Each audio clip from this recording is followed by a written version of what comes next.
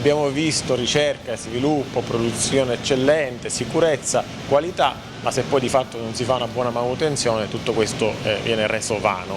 Mi dai qualche consiglio sulla manutenzione? Prima di tutto, ogni quanti chilometri posso fare la sostituzione, devo fare la sostituzione di pastiglie e dischi o tamburi?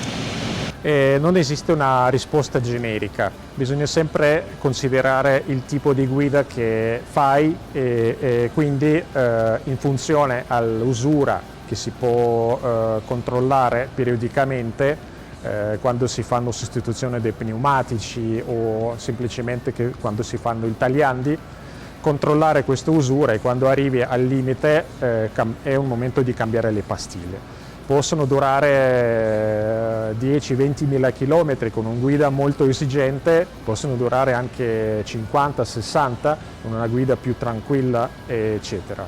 I dischi normalmente durano il doppio, se non il triplo delle pastiglie, questo del freno anteriore. Sul freno posteriore, che è meno sollecitata, stesso discorso, vale, però le pastiglie durano di più delle anteriori e vengono sostituite con meno frequenze.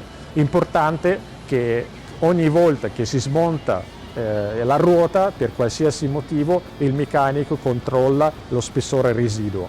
Il freno a tamburo è più complicato perché rimane sempre chiuso, quindi questo direi che bisognerebbe controllare quando si fanno le gomme nuove, cambiano le gomme, quindi 2 volte all'anno bisogna controllare lo stato del tamburo. Per quanto riguarda, parlavi dello spessore delle pastiglie, quando le acquistiamo quanti millimetri di materiale frenante abbiamo? Le pastiglie nuove possono avere 15-17 mm del materiale vivo per poter usurare. Quando arrivano allo spessore residuo di 5, 4, 5 mm è il momento di pensare di sostituirle.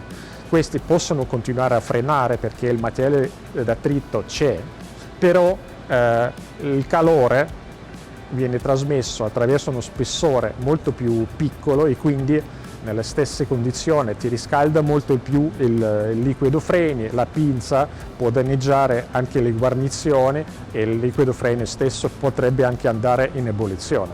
Tu mi parlavi adesso proprio di liquido freni, è vero che va sostituito come l'olio motore normalmente oppure si può tenere per sempre di fatto? Il liquido freni non è un prodotto eterno, con tempo, con gli anni, assorbe poco a poco l'umidità e quando c'è troppo l'acqua nel liquido freni il suo punto di ebollizione diminuisce e quindi possono creare delle condizioni di ebollizione vapor lock quando il freno non funziona più perché nel tubicino c'è il vapore, no?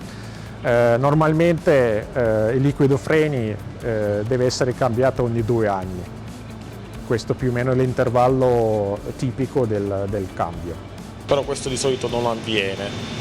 Qual è il motivo per il quale fino adesso non si è riusciti mai a insegnare anche poi di fatto alle officine a farlo? Perché diagnosticare lo stato dell'olio è difficile, lo si detecta solo quando il fallo è successo, no?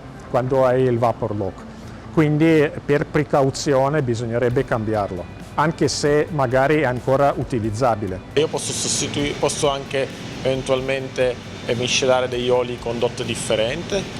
Il tipo di liquido freni è prescritto nel manuale del freno, perché alcuni di questi possono essere molto corrosivi e normalmente si consulta il libretto del freno che tipo di liquido olio prescritto per questa macchina.